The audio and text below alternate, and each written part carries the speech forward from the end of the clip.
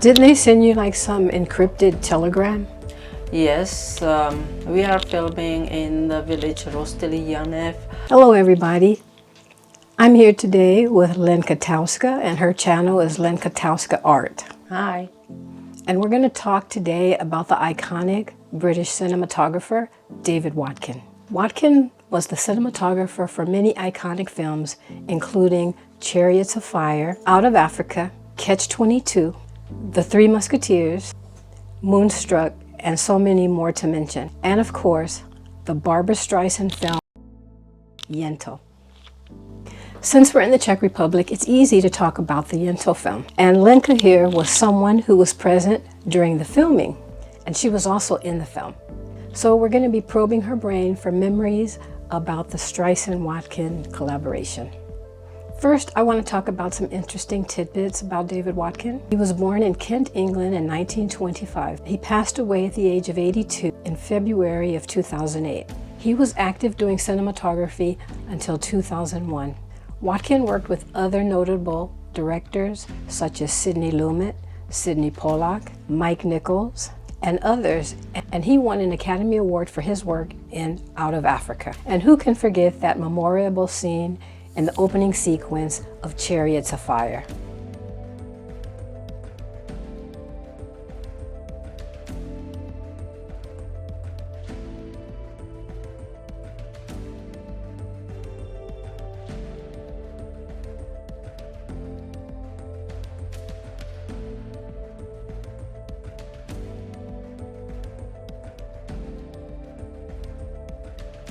It's funny, Watkin didn't even want to be a cinematographer at all.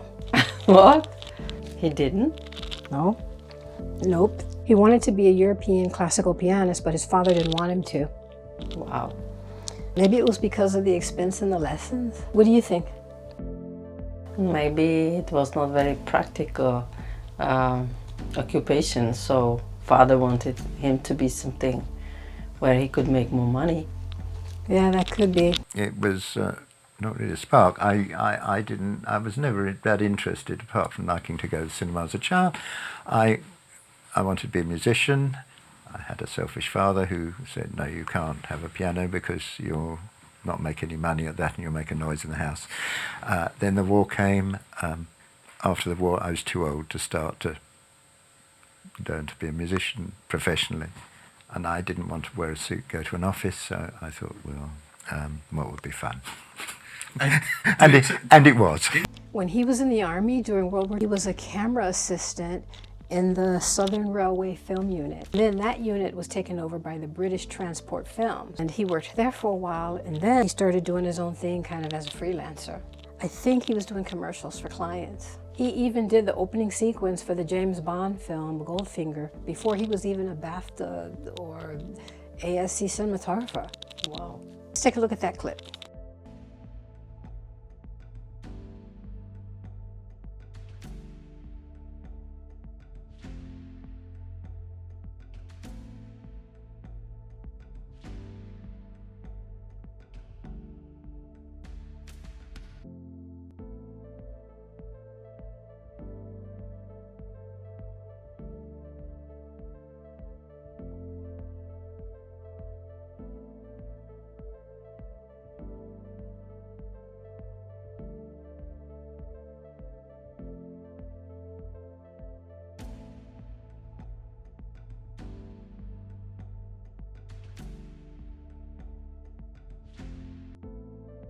There was a rumor that he allegedly liked to sleep on set.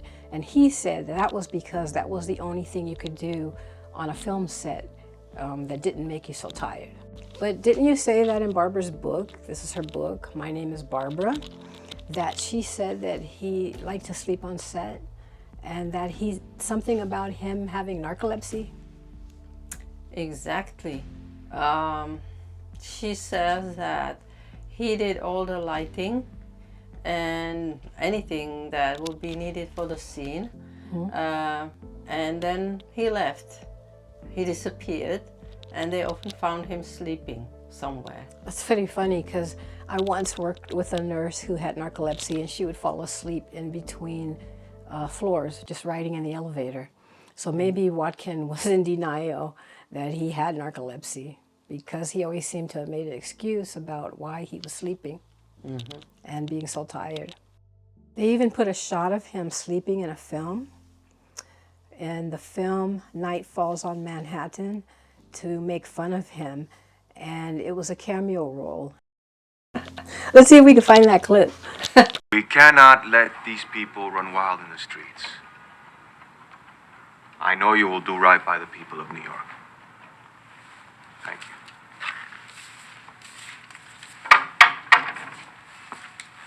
Your Honor. Watkin was known for a style that was moody and had soft light qualities.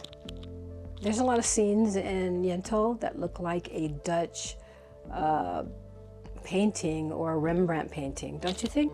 Of course, yes, because Barbara is talking about it in the book and really? everywhere, because she was really looking for that Rembrandt look. She visited Amsterdam and saw his paintings, and she says that she wanted this specific red, which in Rembrandt red, which was not so much red, and there was like brownish color in it. It's like a little maroon with some brown tint, sort of. And you can really see it in the movie, in Yeah. some scenes. Especially in the dinner scene, I think, in the home when they're having the dinner and she's checking out the china and everything. And there was another scene too. She said it herself that there was some kind of cupboard which has this drape in her house in the village where she lived with her father, and she's taking the prayer shawl from there, and it has that color. The talit, which is the prayer shawl, and the tefillin bag, I believe in the movie it was kind of that reddish brown. That's probably the color she was talking about. Probably. But watching the film, it seems like it might have faded a little bit. But I remember seeing it in the theater, and the colors were very, very vivid. It really looked like a Rembrandt painting. But when I watch it on TV now, it's sort of faded. Yeah, it seems like. Light and dark, the shades are also kind of too bright. Yeah. I think in the movie, on the screen, movie screen, it looked It was much better. It was much noticeable.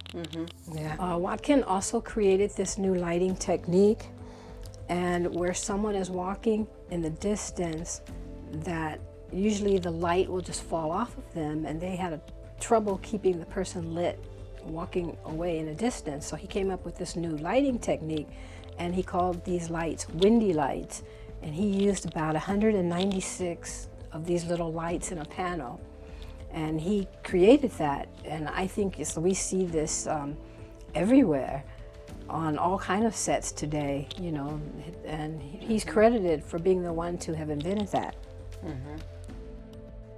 She's talking about it in the book, about the windy light. She talks about the windy lights. Do you know why they called it windy lights? He called them windy lights? No.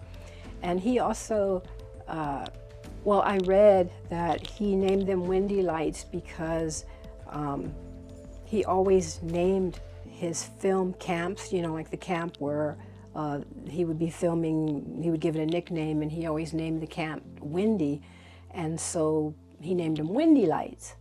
But I read somewhere that because he was openly gay, that he named him Windy, and they teased him because he named him Windy. But I don't know if that's true or not. I mean, I know he named him Windy, but I don't know if, you know, if they're just attaching him being gay to a female name of Windy for the Windy Lights. I can't remember exactly what Barbara says in the book, but there's a connection of him being gay and the windy. And the Windy Lights? Yeah. And the Camp name. Windy? Yeah. Yeah. Did you notice he used any of those big, gigantic panel lights when you were there on set? It's like usually like a big, like flat panel with little round lights, about 196 of them. I think that maybe that's what there was at night. I actually, me and my friend, we arrived to Žatec, which is the best chef in the film, at night and by train, and you have to walk up the hill to the city, historical city, and there was this big crane and a huge light next to the church. Yes, he put him on cranes. Cone of light, and it looked bizarre at night. So It lit up the whole block, probably. No, Almost, the no? church. There was The this church? like a UFO or something, like a Really? cone of light. Yeah. And that's when Barbara was filming the scene where she says nothing is impossible. So we arrived there and we watched it, and I never thought about any lights, but Yeah. I think that's what it was. That's probably what it was. And also, in the movie, she names the city Beshev, but it really was filmed in a town called Žatec. They filmed at Ufleku in Prague for the pub, and then when they step out of the door, they're supposedly in Beshev, which is Žatec, which is a whole other town in a different place.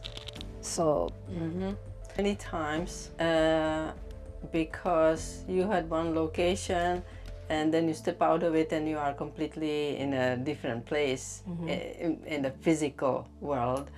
And because I know the places in Czech Republic, it seemed kind of funny when I watched the movie for the first time. But Fleku is in Prague. It's a famous historical pub which has many different rooms, and we filmed in one room, and it was filmed after the other place where they step out of the pub, but it was a week before. They step out of the pub and you are in Beshev, in that little town where Anchel and Avigdor were studying at the yeshiva and living, and Hadas was living there. So stepping out, there was nothing. That building was closed and we just see them outside. So they are inside in Prague, outside in Žatec. that's like being in a bar in Hollywood and stepping out and you're in the Inland Empire somewhere. And you know, when you live there, it's, you notice like this is nonsense. But also, so how did you come to be involved with this film? What was your association with it? Well, obviously, I was a Barbara fan from the age of 14, and at this time I was 18, and because I learned that she visited Czech Republic, Czechoslovakia at that time, and Prague, and was going to make a movie, I was very on alert all the time, and my schoolmates actually helped me with casting because for the extras, because they let me know about the ad in newspapers from the Czech filming company Barandov. They were looking for extras for Barbra Streisand's movie, so that's what I was waiting for, and I jumped at it, and we went there and we made acquaintances with some people, and they let us know how to go, where to go when Barbara arrived. So Didn't they send you like some encrypted telegram? yes, we are filming in the village Rostily Janev. Go be at 5:30 in Prague at Rudolfinum, get on a bus, don't tell anybody anything, and just ride. But it didn't work. We traveled all night long on a train from Brno to Prague. We arrived at 3 o'clock in the morning, and then we got to the place and we were waiting there like from 4 o'clock till 5:30 in the morning, and then a bus comes, a few people are there, and there was this guy, I don't know, I don't remember his name, who was in charge of who is getting on the bus and who is not, and he just didn't let us in. So we had to travel to Žatec by ourselves, by train, and Yeah, there's like 3 or 4 clips that you're in. Like You know, you're in the pub, you're on the wagon, and I think Barbara even talks about you in the director's cut, because Barbara mentions in the director's cut that she used females so that she wanted androgynous look, you know, a little smoother skin and stuff, so that she wouldn't stand out so much as a woman in the film. So she put other females in the film as yeshiva boys, and she mentions in the director's cut that you were there in the wagon with her, and Well, something like that. Yeah. It's a long story, but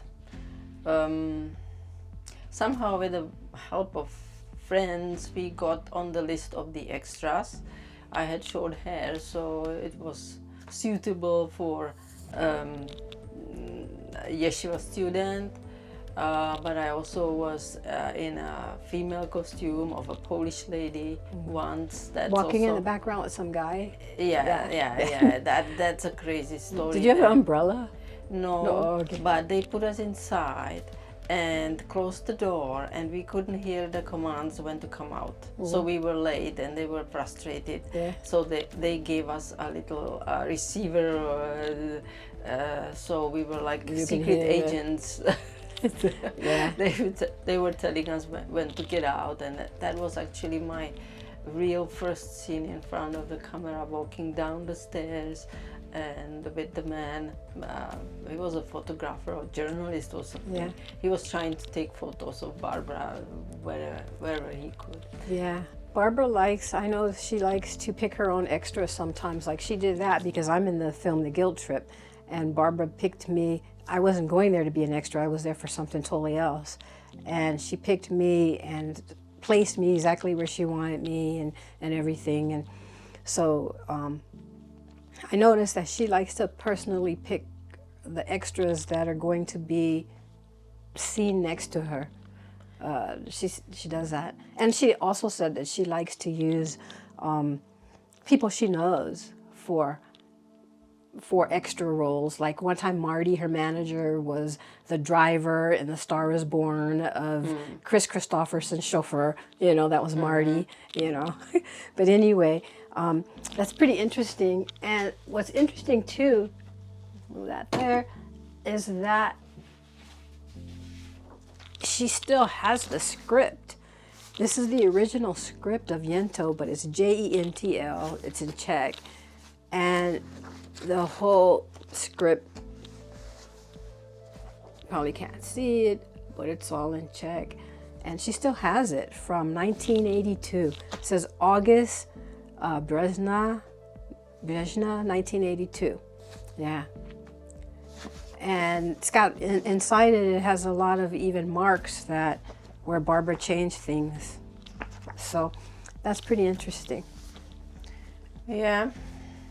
I got it like after 2 weeks, actually, when they moved from Žatec to Prague. And you can imagine how eagerly I was reading it. And so only then I knew the story and what the movie is about. But there are scenes and stuff which is not in the movie. So that's kind of interesting. And I had a chance to look at another script of Yentl in English at the Writers Guild in Los Angeles, and that was also interesting because there were those marks that Barbara made to change stuff. To change everything. Yeah. I own all the transparencies of the film Yentl from David Watkin, and I was trying to offer them to the Academy Museum because it's historic purposes, so they were going to review it and see if they wanted it. But I own all those, and I got them from, they came from the UK because David Watkin was British, and I guess this was his own things that he was selling, that he didn't have any need for anymore. So I have those, but other than that, do you remember the fountain? Whose idea was it to put the fountain in front of Hadassah's home in Žatec? There's a famous photo of them in front of the fountain. of all of them. Yes, and that's the only time, okay, not the only time, maybe the second time I dared to take a photo from very distance. So when they were taking that shoot for publicity, I also took a photo, which is kind of interesting. But what about, do you remember Watkin on set a lot, or his assistant was there? Or? The thing is that I don't remember Watkin at all. I thought that Watkin is the other guy, which was Peter McDowell, or I think that's what's his name. We saw him all the time, and because I was filmed also from up close several times, I think I remember him there. He was the focus puller, camera operator, and Barbara talks about him like he perfectly worked with her and did all possible shots she wanted. Maybe Watkin was somewhere sleeping. He did a perfect job of lighting, Barbara says in the book, and it was like for any angle or whatever they wanted to shoot, and left. Then he probably had his assistant finish it and hit record. Also, we took a trip to Prague, to Ufleku, and we took a bus trip to Žatec, the village where Hadassah's house is.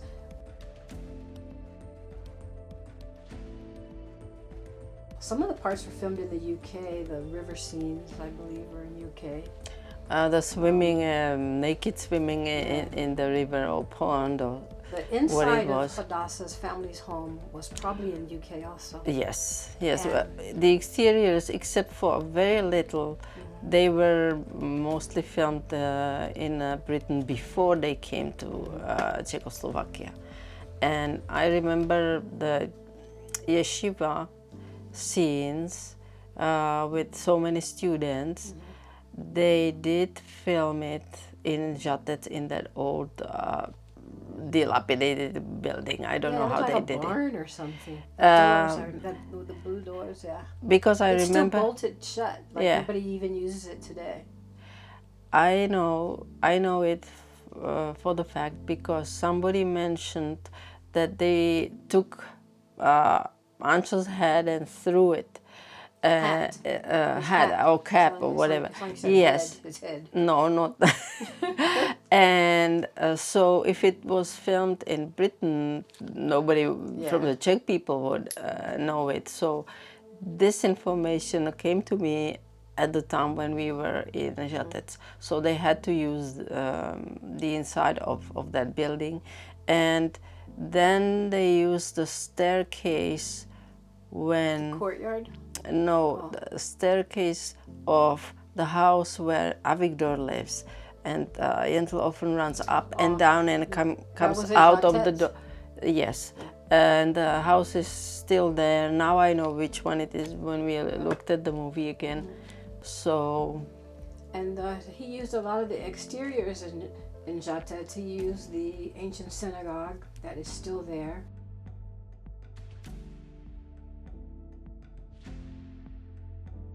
He used a lot of the exteriors in Žatec. He used the ancient synagogue that is still there. It's now a museum, and we went inside there, but that's not the synagogue that's in the movie, in the film. Lenka says that Streisand and Watkin had them totally build a interior of a synagogue, probably in the UK or somewhere. No. Where was it? No. There was this village called Rostily. Barbara talks about it in her book too, and they built the whole village on there are That just was a few. Yentl's house was with her father. Yeah, with her father, and they built on the top of a few houses, other houses, and they built the whole synagogue, including the inside. So it was all new structure.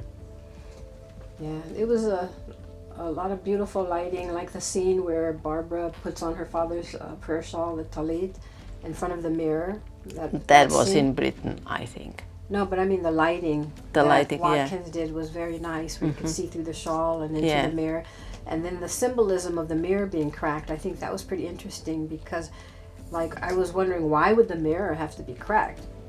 But I think it was some kind of symbolism that her identity was fractured or cracking, you know? But that was the first time I thought of that, and I've seen that movie a lot of times, you know, that I noticed that. The first time I probably thought, wow, this is stupid, why is the mirror cracked? But I think I understand now why it was. But the way he shot it was just really beautiful, with the light bouncing off of the mirror through the prayer shawl and the silhouette of Barbara. So yeah, Watkin was a very gifted cinematographer for someone who never wanted to be a cinematographer, you know? She describes the whole scene, how they did it with the prayer shawl and how it went around her, and then how the set was done so that they can take away the wall and go around with the camera. But Watkin was not behind the camera. He did the lighting. He was the light magician.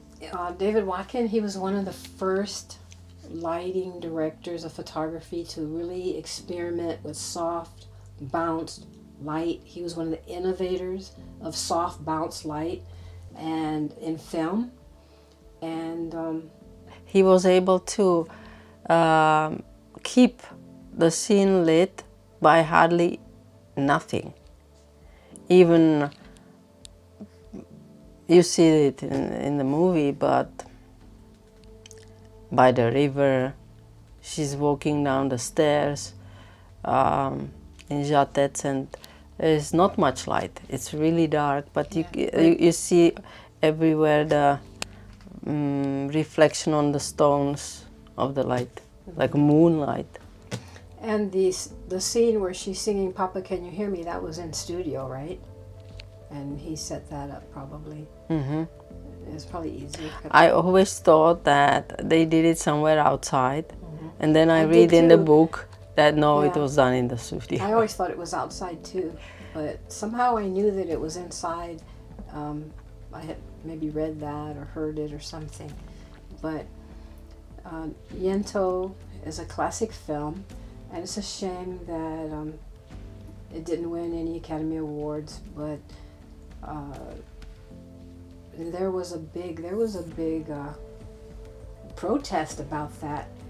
I remember, and there was a big protest outside the Academy Awards, and people were saying that Streisand was robbed and ripped off, and Watkin, and because she, because Barbara was a woman, the first woman director, and that was really something too, for a woman in 1982 to get filming privileges behind the wall during Cold War. For a woman to do that was really something of a trailblazer for Barbara to be able to do that. Well, yeah.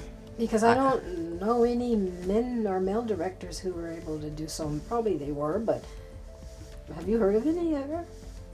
I don't know, but... Except for Czech, maybe directors, or, like Milos Forman or somebody. We have a Czech female director. No, an American one, or somebody else from outside. Outside of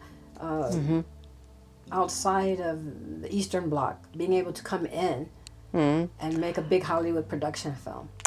I don't know. Maybe they filmed something else. Amadeus was filmed by Forman also. Well, but he's close Czech. after that. But he's Czech. He was Czech, but he was the one who ran away, so he was blacklisted. Yeah. But only they were interested in money. So basically, Barbara came with money, Forman came with money.